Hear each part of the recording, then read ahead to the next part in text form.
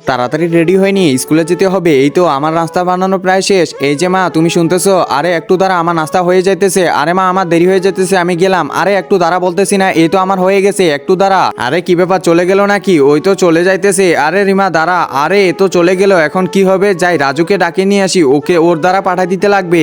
আরে রাজু তো এখানে ঘুমাচ্ছে। এই রাজু তাড়াতাড়ি ও টিফিন বাটিটা দিয়ে আয়। আরে মা যাও তো, আমি ঘুমাবো। ধুর, এও যাইতেছে না। আচ্ছা থাক তাহলে, আজকে না খেয়েই থাকুক, যেহেতু তাড়াতাড়ি চলে গেল।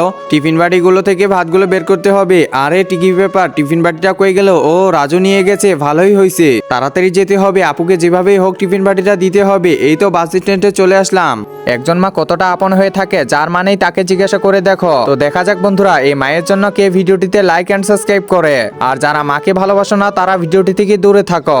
এই যে আপু, তোমার টিফিন বাটিটা। ও আচ্ছা, তুই টিফিন বাটিটা নিয়ে আসছিস? দূর, তোকে বারবার বলছি না তুই বাস স্ট্যান্ডে আসবি না? আচ্ছা আপু ঠিক আছে, আমি চলে গেলাম। এত কষ্ট করে নিয়ে আসলাম আর আমাকে থ্যাঙ্কসও বললো না, কেমন আপু আমার।